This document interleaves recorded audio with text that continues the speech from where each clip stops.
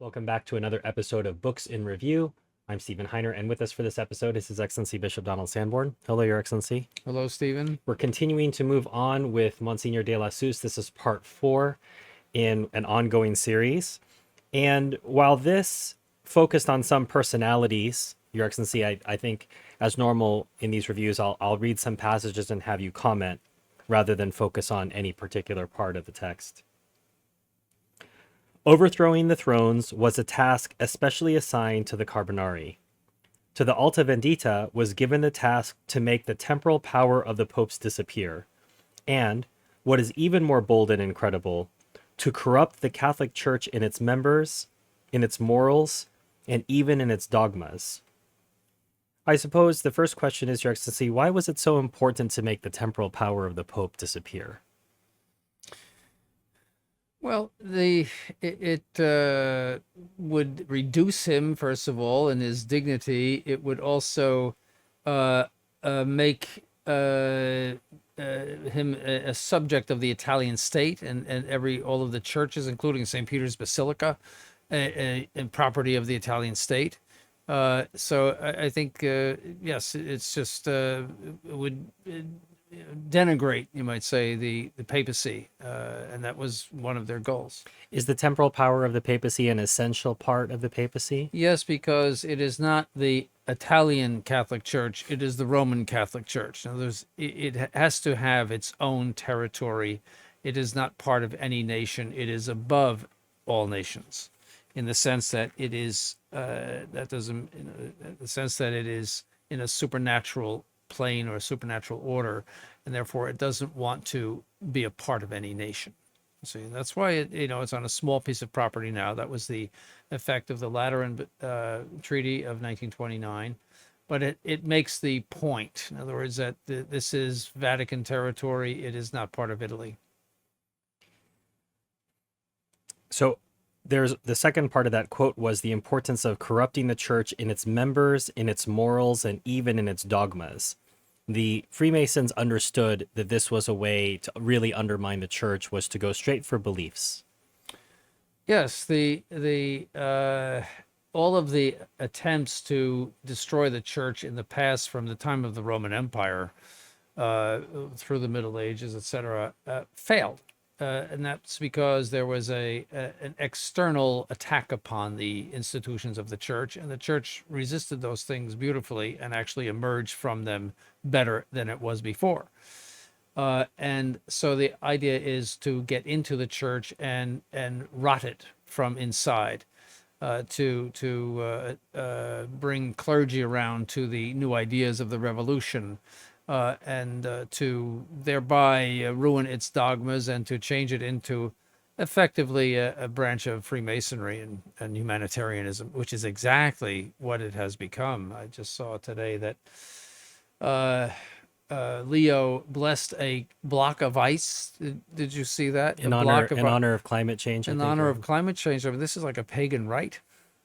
A block of ice. You mean it's not in the ritual, Your Excellency, a blessing of a block of ice? For climate change, it's totally pagan. It's the only word for it. I mean, it's like Pachamama. He's moving faster than Pachamama, Your Excellency. He is. He's not waiting around. No. So in other words, they have achieved their goal, but it started in the late 18th century and especially in the 19th century. This movement to transform the church from within. And this is that second wave of the revolution, Your Excellency. They had somewhat overplayed their hand. Even non-religious people saw that this first French Revolution was unbelievable. The peoples were seeing peace succeed to the most terrible wars, prosperity reemerge in the midst of ruins, happiness so long absent, spreading little by little. Public opinion coming back to the monarchical and religious ideas in France, Italy, Spain, and Germany, understood that all the misfortunes came from the abandonment of the principles on which society had lived upon before then. So there is a recognition, Your Excellency, that among just the common folk that this could not be sustainable, the revolution. Yeah, he's talking there about the Restoration, which took place in 1814 after Napoleon was defeated the first time, and there was a restoration, and he came back for 100 days, and then was defeated the second time in 1815, and they sent him off to St. Helena. He was the embodiment of the French Revolution, and yes, brought ruin all across Europe and ruin to France. And so, yes, all Europe was sick of it, and so there was a restoration of all the monarchies, and a restoration to a great extent, but not entirely, of pre-revolutionary ideas and governments, etc. And that lasted until 1848. That's when you had the 1848 revolutions, in which again the all of the ideas of 1789 were reestablished in Europe, so that's what he's talking about, is the restoration of the Bourbon monarchy, and the mentality that things went too far and now we have to go back to what we were. Yes, that's correct. So they use that the Freemasons use that interval to gather their troops and try a different tactic, and part of that needed intelligence. Depopularize the priestly scum by all sorts of means, said a document from the leading committee dated October the 20th, 1821. The instructions even detail the means to be used. As soon as a prelate arrives from Rome to wield any kind of public office in a remote province, make sure to know his character, his background, his qualities, and above all, his flaws. If he is already a declared enemy of the revolution, an Albani, a Pallotta, a Bernetti, a Della Genga, a Rivarola, surround him with all the traps you can lay under his feet. Create him a reputation that frightens children and elderly women. A word carefully crafted and artfully spread in some specifically chosen families of good reputation, so that from there it could descend into the cafes, and from the cafes to the streets. A word can sometimes kill a man. Depict him as cruel and bloodthirsty. Tell one story of cruelty that could easily be engraved in the memory of the people. In other words, distort the acts of justice that authorities are obliged to perform in defense of society. Italy could not make herself alone. She needed the help, or at least the consent, of Europe. It was then necessary to prepare all minds to the fall of the temporal power. It was not enough to discredit it in the places where it was exercised. The whole public opinion of Europe had to be raised against it. As someone said recently, Your Excellency, before you change doctrine, you have to change minds. And before you get rid of the monarchy, you have to get people ready to get rid of the monarchy. Yes, that was Leo who said regarding women's ordination and same-sex marriages, that we cannot change the doctrine of the church until we change the attitudes. See, that it has to come from below, and then we can change the doctrine. That is pure modernism. I mean, just in boldface in the modernist textbook. Right? That's pure modern. He's a modernist heretic, Leo, for anybody that is interested.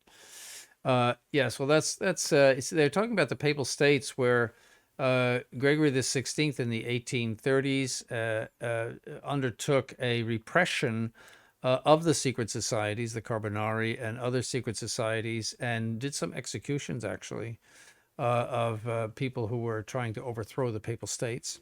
And so that's in reference to that. You see these cruel Monsignori, because in the Papal States there were these Monsignori who were actually, I mean, they were not necessarily priests, but just lords, you might say, who were in charge of the various regions. And so he's saying, kill them by rumor, etc. And so you can raise the people's anger against them. That's the idea. When these people were committing treasonous acts, and so you can get executed for treason. Yes, yeah, trying to overthrow the state, that's a treasonous act, so, and in all states, that is a capital crime. And they named all these names. These are all the names of the people we want, Your Excellency. Do you have a Della Genga? Do you have a Pallotta around? These are the people that you want. Those were very, very good cardinals and prelates. The ones that he mentioned, I know those from history, yeah. And they come from families that produce those people. Yes. They didn't come from nowhere. And to have a Della Genga come out, the entire family has to be convinced. Yes. And that was also thinking of Gregory the 16th when he thought of the Mastai the Mastai household. Mastai household, the Mastai, just so people understand, that's the household of the future Pius IX. And he said the whole family is liberal, even the cat is liberal.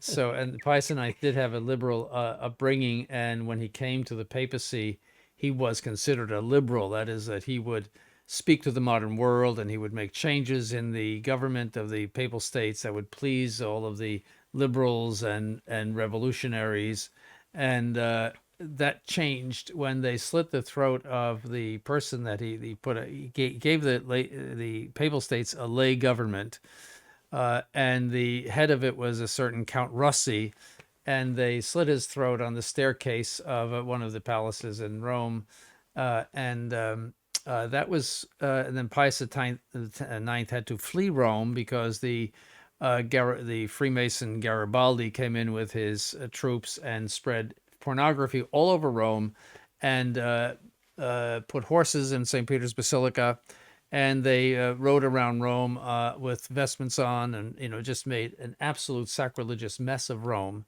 He had to flee to Gaeta, which is south of Rome, and that's when he had a big change of heart, and he became the enemy of everything modern, to his great credit, and condemned everything in the syllabus and Quanta Cura and various other documents. Yes. Perhaps Gregory the 16th saw something in him that wasn't very obvious, Your Excellency, and I don't know. I mean, it's his. I think his faith was stronger than his liberalism. Let's say, in other words, it was fashionable. To Pius VII was that way. When he was elected as someone to deal with the modern world. That was in 1800, and he did. He dealt with Napoleon, and even as a bishop, when he was a bishop, he was in favor of the Napoleonic regime in Italy, which was revolutionary. He was elected that way, and there was again.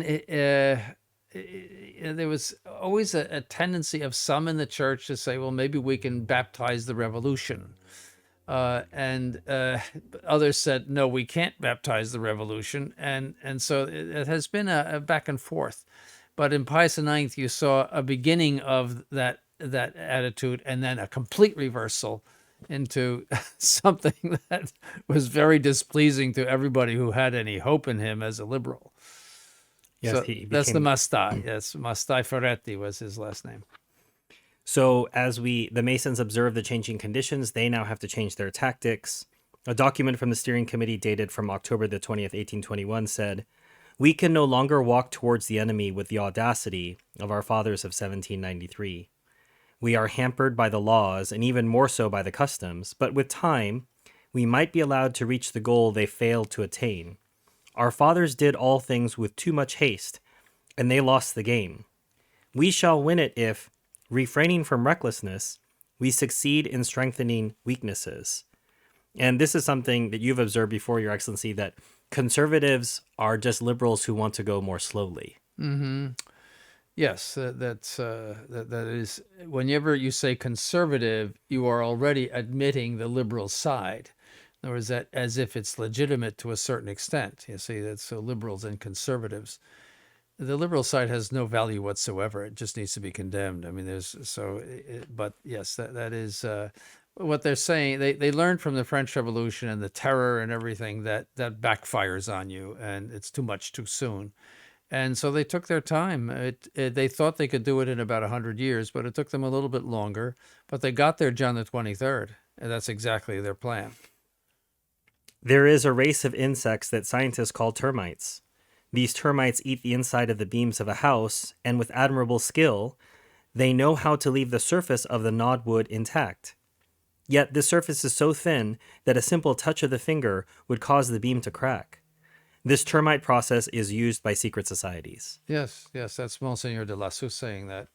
And that's precisely the case. I mean, I look at Vatican II, that means those were all termites at Vatican II. And they were prelates and appointed by popes, etc. Yeah, they had eaten out the entire edifice, so to speak.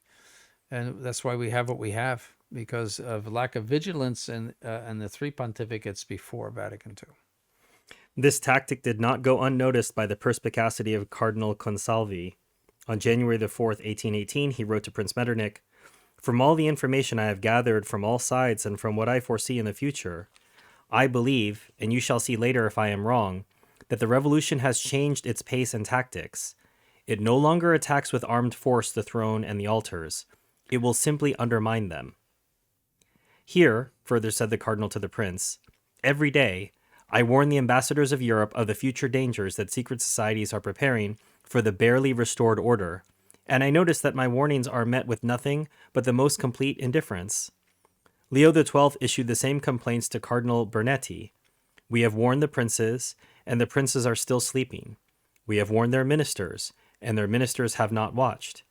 We have announced to the people the future calamities, and the peoples have kept their eyes and ears closed."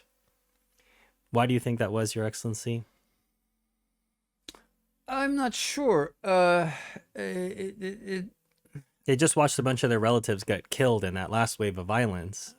I don't know. That's hard to say why the European courts were deaf to the warnings of the papal court.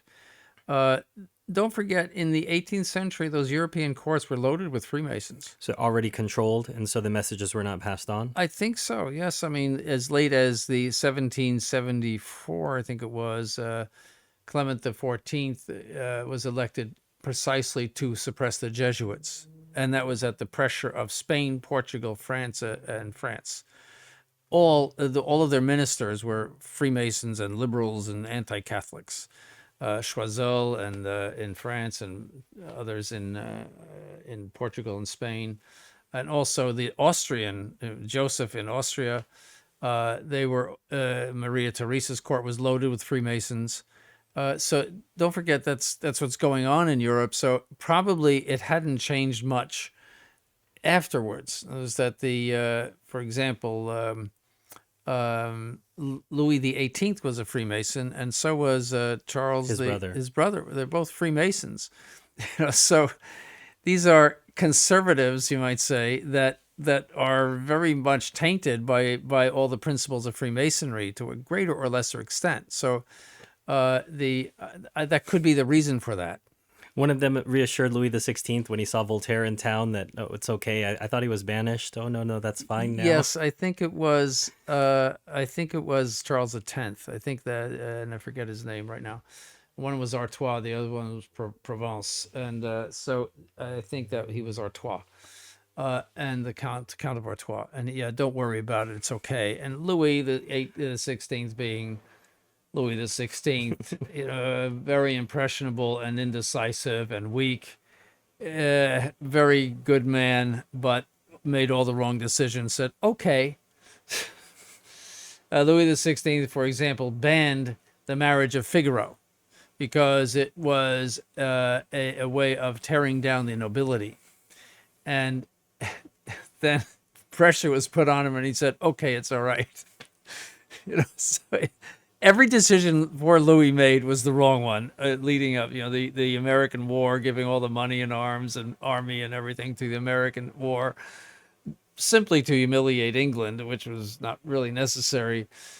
That was a big mistake, and that really is one of the biggest factors that led to the revolution. Thinking of the murder of his Swiss guard, we tell them to lay down their arms, and then as they do, in obedience to the king, they're cut down, every single one of them. Practically every decision he made, except the decision not to send priests off to Guyana who would not sign or make the oath to the revolutionary government.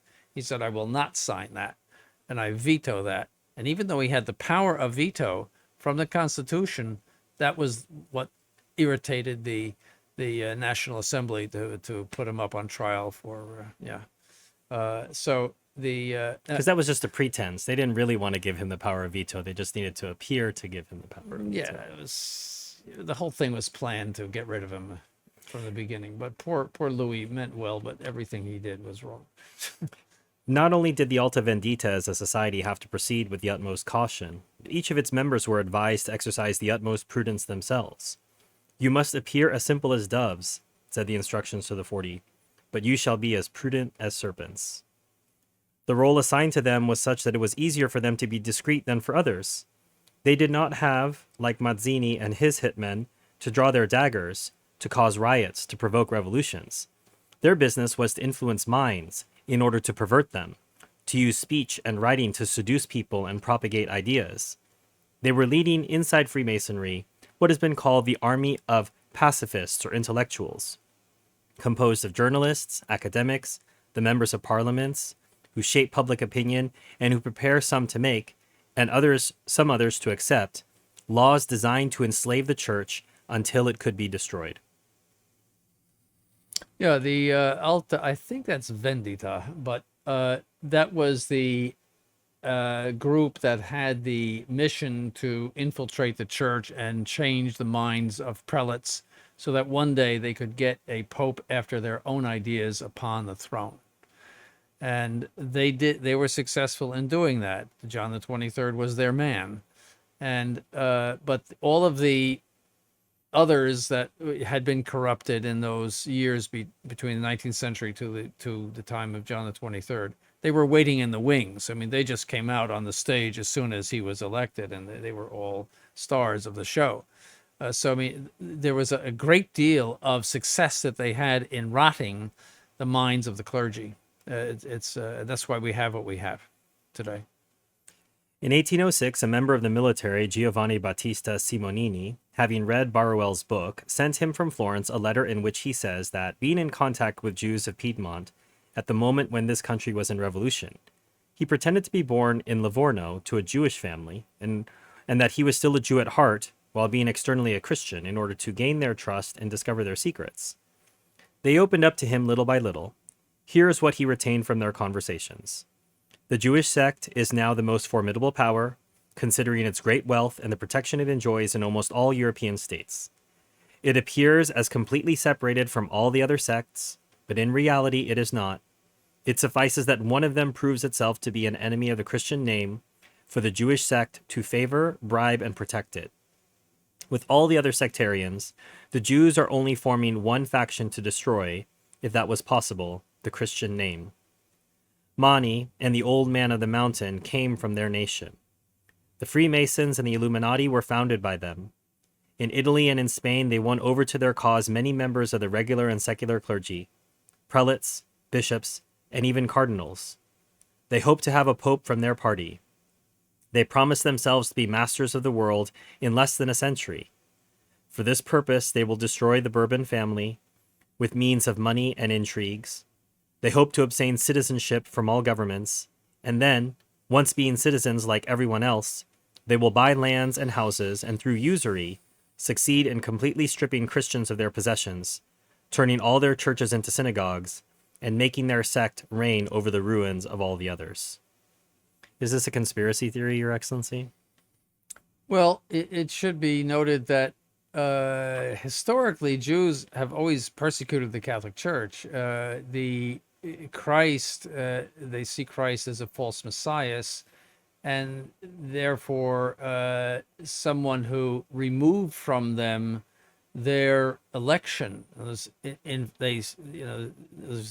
their protection from God, you might say, or their election, as they were sent away from what is now Palestine to other parts of the what is Iran and Iraq now by Hadrian, the emperor.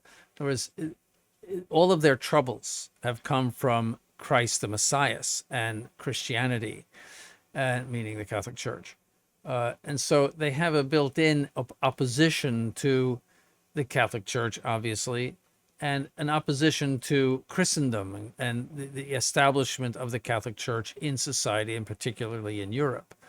And so they always were active in undoing the establishment of the church, and even in Protestant countries, as you know, in the 19th century, and even in Russia. I mean, the Tsar, any kind of establishment of Christianity in general, they were opposed to, and they took measures to undo it. And that's their history. It goes back to the ancient times. I mean, they very much gave the Catholic Church a lot of trouble in the early centuries of the Roman Empire. We're now in an era, Your Excellency, where it's gone so far beyond that they've managed to create a hyphenated word, Judeo-Christian, to imply that these two ideas are in harmony. These two philosophies work together. Yes, no, that's an improper term because whatever Christianity has absorbed the Old Testament. In other words, it has.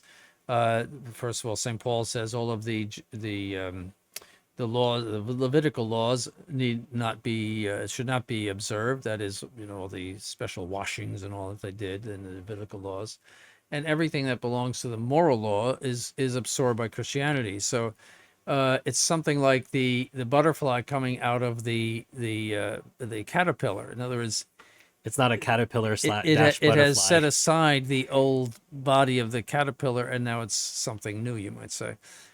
So as a matter of fact, that in ecclesiology we learn that the church began with Abel. Hmm. Yes, and it is a single church that goes from Abel all the way to the present day. That's a Mm. single church. So the old church, you might say, was Judaism. So it is something that has become the Catholic Church, and really, in that sense, doesn't exist anymore. The instructions explain what the sect actually wants, what we must ask for, what we must seek and wait for, as the Jews wait for the Messiah, is a pope according to our needs. What did they mean by a pope according to their needs?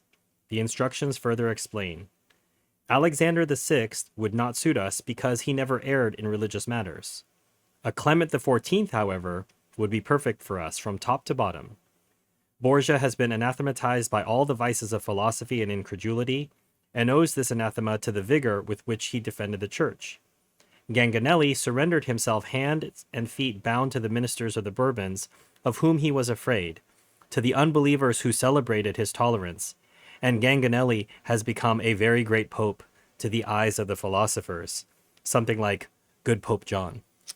Well, not that far. As I said, he was elected by the forces, the anti-Jesuit forces of the that were very active in Spain, Portugal, and France, and they were demanding the suppression of the Jesuit order. The Jesuit order controlled all the schools in those countries, and obviously was very Catholic, and they wanted to get rid of this influence on the youth, this anti-revolutionary influence on the youth. And he caved into that. He was a weak pope, you might say. He caved into that, and he regretted it a great deal. I mean, the story is that he walked around the Vatican saying, "I'm damned, I'm damned." That the for what he did. He actually imprisoned the superior general of the Jesuits. Mm.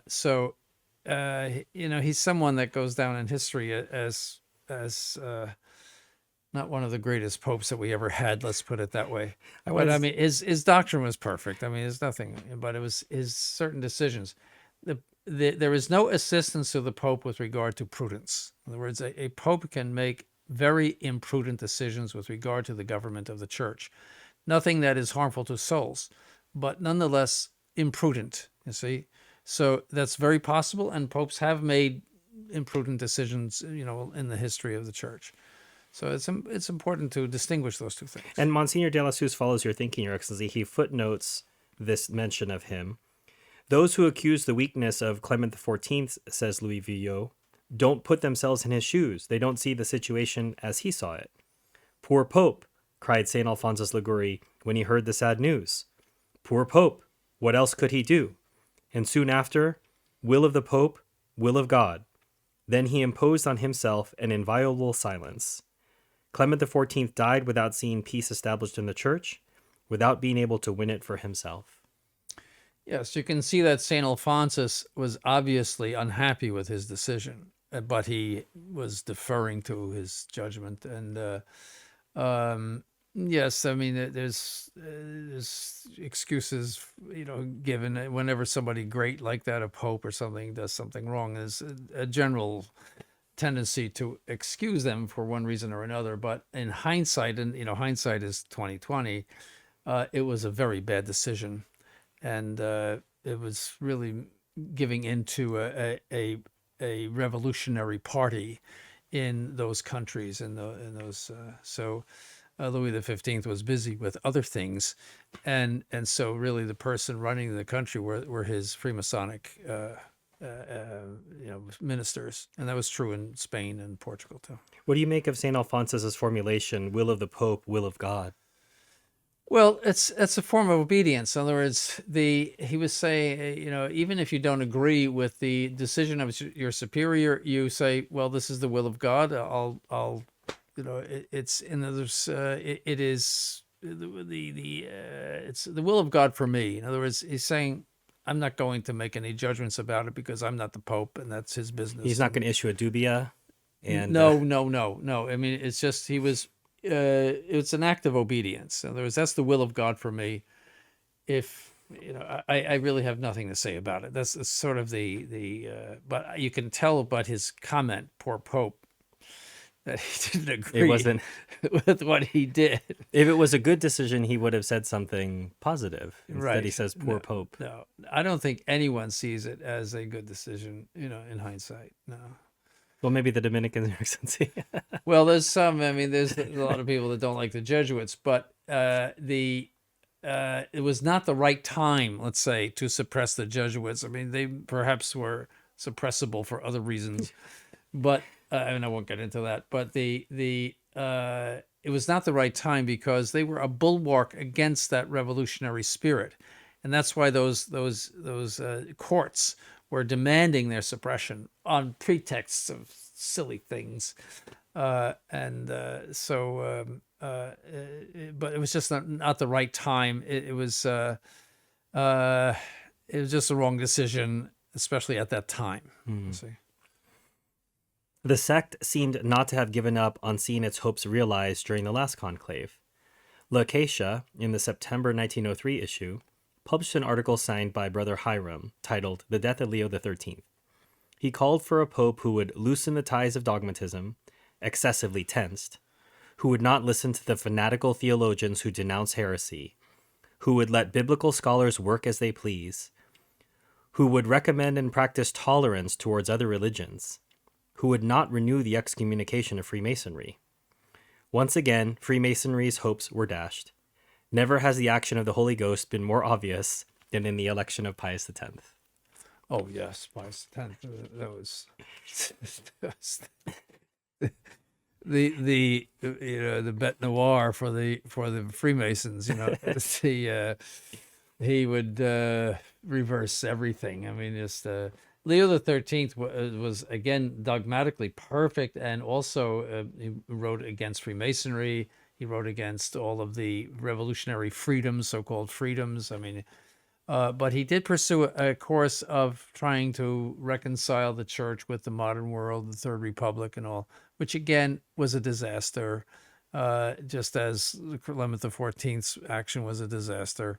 But he meant well. These people mean well, and there was no question of any kind of change of the Catholic faith or anything like that. It's just that was I wrote an article, The Pendulating Papacy, where one pope would be more conciliatory toward the modern world, and the next one would not. Pius X was the opposite of Leo XIII, and then, that has been the course of the papacy since the 18th century. I'll try to put links to His Excellency's article and some videos that he's recorded discussing the pendulating papacy. To achieve Voltaire's goal, it was not enough for the sect to overthrow the temporal power of the Pope, nor to try the impossible to obtain a favorable Pope. It has to reach souls. It is in souls that the Christian idea must be stifled, that it must die. While it keeps existing and living in souls, at some point, it will necessarily reproduce institutions that reflect its values. Yet souls can only be put to death through corruption of morals, and especially corruption of ideas. That is why the occult leader of the Alta Vendita had given it the express mission to falsify ideas and corrupt morals, and this mostly in the double source of Christian life, the lay youth and the ecclesiastical youth. It devoted its entire existence to this work. Undoubtedly, others were entrusted with continuing this work after it disappeared. We see this work, alas, only too flourishing for us to doubt. It is us, my Nubius, only us who can suspend its course. Catholicism is no more afraid of a sharp dagger than the monarchy is. But these two foundations of social order can collapse under corruption. Thus, let us never get tired of corrupting. Tertullian rightly said that the blood of martyrs is the seed of Christians. It has been decided in our councils that we want no more Christians. Thus, let us not make martyrs, but let us instead popularize vice among the masses. Let them exude vice through all five senses. Let them drink it. Let them become intoxicated with it. Make vicious hearts, and you will have no more Catholics.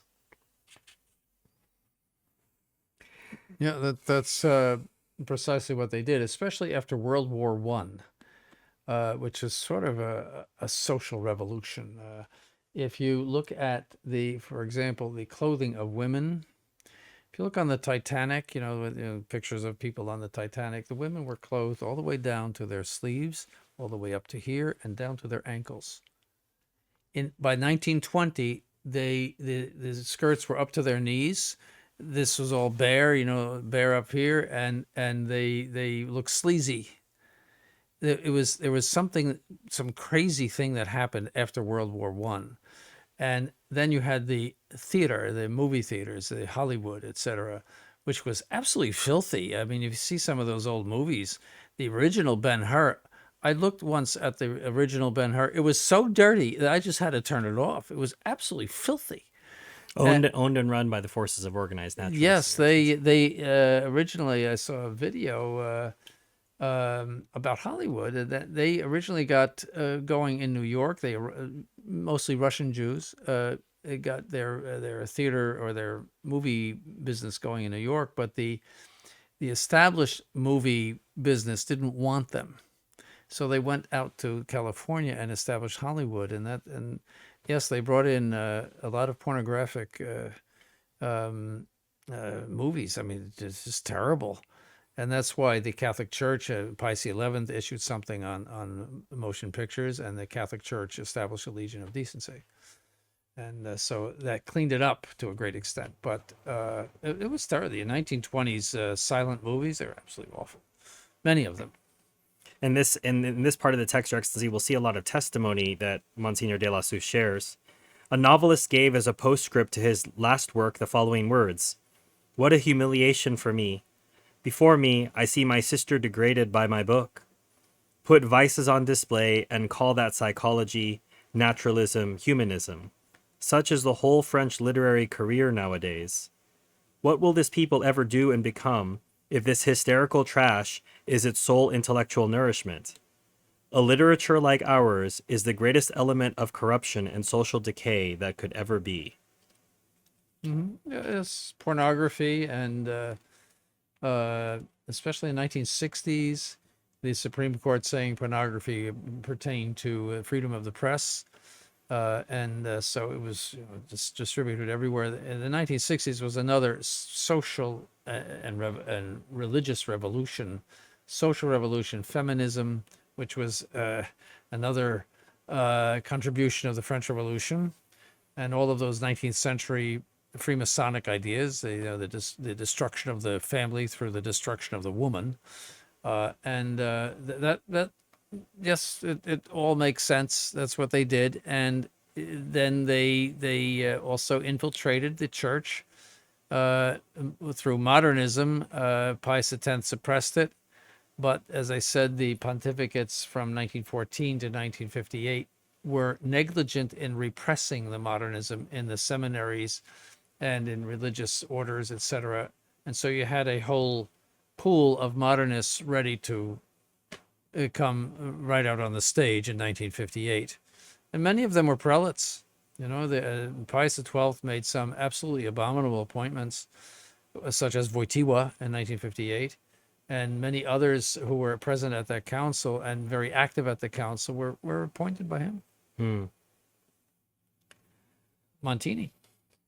In January 1902, Georges Legueux, Minister of Public Education, required the young girls to read Voltaire's Essay on the Manners and Spirit of Nations in preparation for their high school diploma. 1 month before, a trial was brought against a cartoonist who had pushed the limits of artistic license. One of the witnesses said, In high school, I was raised in the love of paganism. At the School of Fine Arts, I was taught the cult of nudity. Therefore, the state alone is responsible for my lustful inclination. How many more testimonies could be added to this one? Very true. I would like to signal, he said, the detestable work carried out in the major industrial centers by the League of the Conscious Generation, of which Paul Robin, ex-director of Sampuy, subsidized not long ago by the General Council of the Seine Department, is a member. That league, through leaflets that I hold in my hands, through lectures, preaches in working-class households the right to free love and explains how not to have children. The leaflets feature indecent descriptions, obscene images, disgusting advice to women and young girls. It is a work of social poisoning. I do not know whether the public prosecutor's office is powerless against this heinous propaganda, or if the public authorities can prevent it. But I say that it is impossible for the government of the Republic, if it cares about the greatness of our country and its future, to remain indifferent to this. Gautier de Clagny handed over a case file to Clemenceau, who pretended to be shocked. I will look into it, said Clemenceau, and that was all. Yeah, he was a Freemason, Clemenceau. The whole tone of that intervention, Your Excellency, bespeaks the idea of public morality, that this can affect the greatness of our nation. You cannot talk about the greatness of a country without referring to its public morality. If it loses its morality, it is on the road to destruction. It will not survive as a nation. It will be overcome. Can you think of some nations that have perhaps been overcome by this, Your Excellency? Yes, and others that may be on the way to be overcome by immorality. Yes, no, it's the very substance that holds everything together. The very, for example, the lawlessness in this country is very serious. I mean, that's a breakdown of morality. You shoot people that you don't like. If you don't agree with them, you shoot them. Or you crash into their church or something like that because you don't like them. I mean, that's a bizarre lawlessness that never existed. When I was growing up, you never hear of that. But in general, there's a lawlessness. I mean, a lawlessness in the cities and the idea that you don't prosecute criminals, you let them go after you on the street again. And they do other damage. That's a very serious problem in society. Extremely, it's a very bad sign for society. Those people are acting, Your Excellency, as they're being tutored by the government. The government says you can come to the country illegally. Right. You can do what you want. We're going to put you up. We're going to put you up in a nice hotel. We're going to give you money. Right. Do what you want. If you rape somebody, we'll let you back out. Right. Even if you don't have any bail, you'll kill somebody, we'll let you back out. Yeah, well, these are the leftists you're talking about, Yes. the leftist government. Yeah, that's the Elected that's by the another thing all-knowing that Leo people. said after he praised Supich, the Archbishop of Chicago, for having praised a pro-abortion politician at his behest, at Leo's behest. He was questioned about that. He said, being anti-immigration is not pro-life either. I mean, he's some kind of a nut. I mean, that's to compare that to killing babies, sucking them out of the womb and killing them, to say immigration is the same thing as killing babies, or having is that you don't permit immigration is the same thing as killing innocent babies. I mean, I can't get into his head that you would say something as perverse as that. That's the only word I could use. For our watchers and listeners who are not from the United States, His Excellency is referring to a senator from Iowa called Dick Durbin, who I think it was Illinois. Yeah. Unbelievably, he is the one who has the most valor, Your Excellency. He withdrew from the award. He withdrew good for him. Among who, not Supich, not Leo. Dick Durbin is who we're giving praise to, right? Because he had the, you could say, courage, honor, whatever, to withdraw himself from the nomination from a Catholic prelate. Leo went against 10 United States bishops who opposed this nomination. Yes. And his excuse was, well, he did a lot of good things. You could say that about Stalin.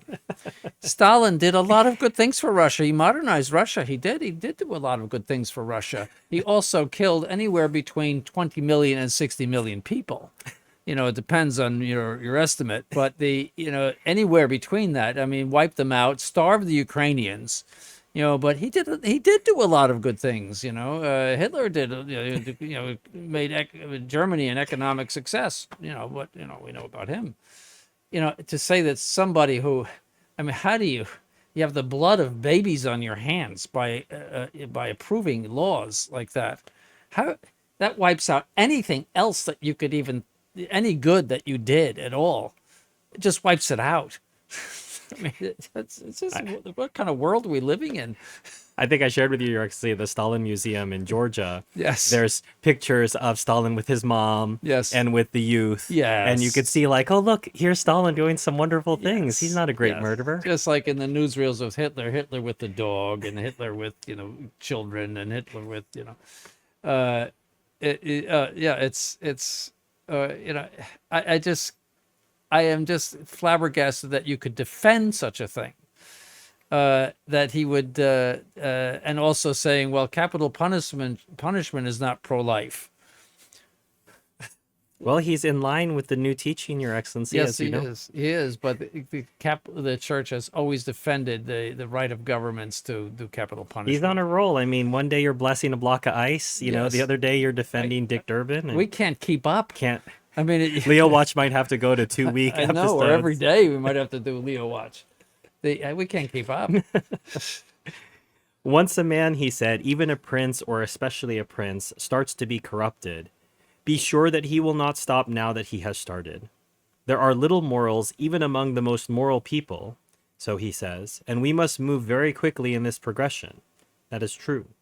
We might find in these lines an explanation for the fall into vice of so many contemporary princes, and maybe of those of our kinds who, through their poor morals, have been a disgrace to France and to the Church.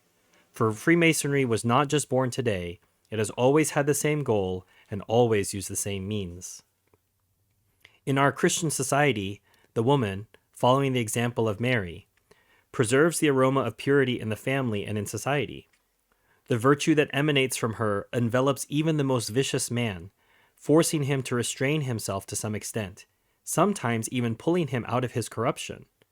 The sect knows this, and that is why it tries its best to drag women into the mud. Vindice makes sure we are aware of it. Lastly, he said, I heard one of our friends mock our projects in a thoughtful way and say, to destroy Catholicism, one must first destroy the woman. That is true in a certain sense, but since we cannot destroy her, let us corrupt her. Can we not say that girls' high schools were created in response to this call? Is it not the same thought that guides the Combe decrees, which closed all the schools run by nuns?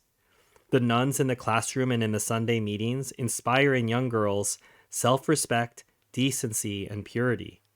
It is thanks to the religious mothers who raised them that faith and Christian morals have been kept in so many households in spite of all the seductions. Spread all throughout our towns and villages, they were the most powerful obstacle against this large-scale work of corruption pursued by the sect. It decided to make them disappear. Some people have asked what kind of madness would lead our rulers to choose as their first victims these women so devoted to good deeds and so revered by the people around them. It was not madness, but calculation.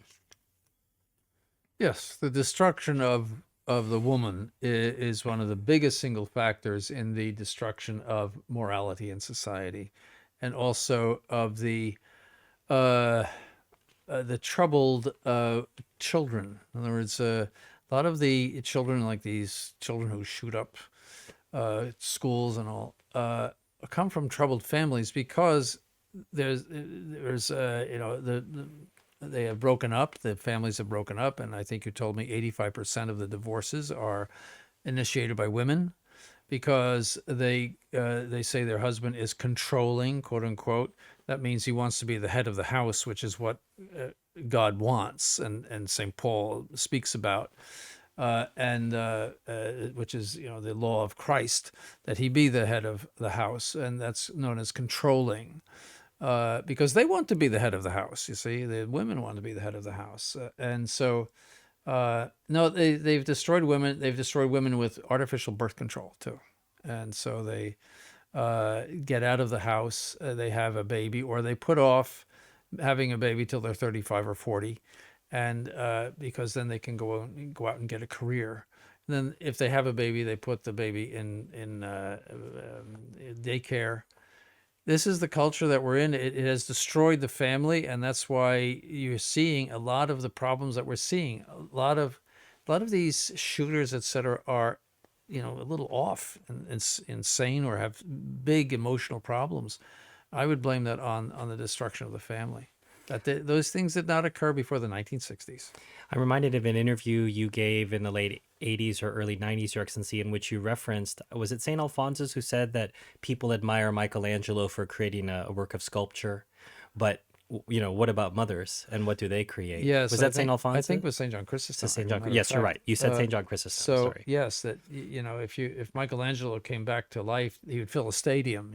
Michelangelo, and what about a mother who sculpts in a way the soul of her children, and she has so much influence, much more really than the father has. I mean, she's really the hands-on, so to speak, with regard to the raising of the children. Of course, he directs the whole household, but from the day-to-day discipline and how would you say, piety of the children, she has a tremendous influence because a mother is enthroned in the heart of the child more than the father is. And so that's why God gave us a mother of heaven. That she's more approachable. If you're afraid to approach God, you can approach her. See, and people have prayed to her for graces, etc. So I mean, she has a natural enthronement in the heart of her child, and she abandons that throne for worldly interests and Going into the office, sending emails, and yes, competing with her yes. husband. I always say, what if Our Lady said to the angel Gabriel, "No, I want to go to Jerusalem and work in a factory, You start a and business. start a business in Jerusalem and make a career for myself." I mean, just I imagine. remember you saying that. I Yeah, laughed out loud. But in the paperclip factory or something. you know, be it done unto me according to thy word. And she lived a life of poverty. If you ever saw the House of Loretto, you think, how could anybody live in this? And one room. yes, one room, and Saint Alphonsus says that Saint Joseph could never support his families sufficiently, and God wanted to humiliate him that way, and that they wanted to live in poverty, and so she accepted all of that. Well, now she's Queen of Heaven, so that's the Christian message. That's the role of a woman. That's the role of the head of the house, Saint Joseph. Notice, and I just read Saint Augustine on this. When they were looking for him for our Blessed Lord at the temple, she said, "Your father and I have been searching for you," even though he's only foster father, and she is his true mother. I mean, she is the queen of the entire universe. But she says, "Your father She's deferring and to the head of the I." She household. defers to him. It's a beautiful thing, and St. Augustine pointed that out. Yes. And I suppose, watchers and listeners, this is why you want to look to the clergy for interpretation of Scripture. We can't just figure everything out by ourselves. No, by but looking at I the never Bible. thought of that. It was a detail that he mentioned. I thought, this is wonderful. How wonderful. Yeah. The first author of the law which created girls' high schools, the Jew Camille Say, declared that the de-Christianization of France would only be successful when all women would have received a secular education. As long as the education of women, he said in his report to the Chamber in 1880, stays limited to primary education, it will be almost impossible to overcome prejudice, superstition, and routine, that is to say, Catholic traditions, dogmas, and morals. And the Mason Bienvenu Martin, Minister of Public Education, expressed his delight to have spent his parliamentary recess attending the inauguration of numerous high schools and middle schools for girls, saying, "It is about transforming the feminine souls." No, that's all on the agenda. A quote from Charbonnel, "Men make the laws, women make the morals." It's true. Women hold the moral line. The men could be aggressive with regard to especially impurity, and the women pushed them back, and their virginity is something that is very admirable in them, and they are able to keep men in their place and give a good example to men. Yes. Anyone who wants to uproot an obsolete and harmful superstition such as Catholicism, if he has authority, must first of all remove that superstition from the eyes of the people and make its practice absolutely impossible, while at the same time removing all hope of its revival. To achieve this hope, it is necessary not only to refute papism, but to extirpate it. Not only to extirpate it, but to dishonor it. Not only to dishonor it, but to smother it in the mud, as the ancient Germans would do to their adulterous wives. Well, they've done a good job doing that, I would say. They've destroyed the papacy, Catholic papacy. I call them the heretical inmates of the Vatican. That's effectively what they've done. In order to propagate light, it was deemed good to set anything that aspires to move in motion. The main thing is to isolate the man from his family, to make him lose the morals of his family. He is quite willing, by the inclination of his temperament, to get away from the care of the household, to seek easy pleasures and forbidden joys. He loves to have long conversations at the cafe. He enjoys the idleness of entertainment. Take him in that direction, get him out, give him some kind of importance, teach him directly to see his daily labors as boring, and in this process, after having taken him away from his wife and his children, after having shown him how painful all his duties are, you shall instill in him the desire for another existence.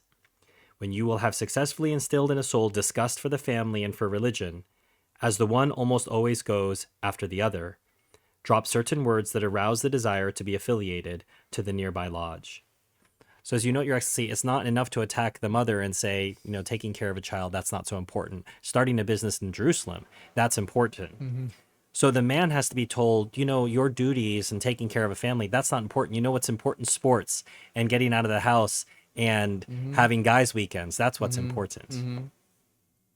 Mm-hmm. And so the Masons attacked with all their strength, Your Excellency, but as you noted, as termites. Mm-hmm. So they moved slowly. They moved using pamphlets, books, entertainments. And what can we say but, in hindsight, how brilliant their maneuvers were? Mm-hmm. Yes, the brilliance of the devil. Yes, definitely. So here we are at the end of part 4. There's more coming, Your Excellency. As I've asked you as we've gone through this series, what is it like to revisit this book in English so many years later? Yes, I read it many years ago, and as I said, it's a life-changing book. I mean, you understand everything that's going on today from that book, and I recommend it highly. And it brings back a lot of refreshing memories, you might say, or yes, I was happy to read it again. Does Msgr Delassus not feel like a near contemporary to us, Your Excellency? Some of the language he uses, some of the case studies he's giving us, Yes. it feels ripped from the headlines. Yes, he had his finger on exactly what was going on at his time and also what would happen in the future. I think if he came back to life now, he would say, well, this is what we could expect. Well, there's a link, as always, in the description to buy this installment, and we will continue on in this series with His Excellency when part 5 comes out. Until that time, Your Excellency, as always, thank you for your time. Thank you.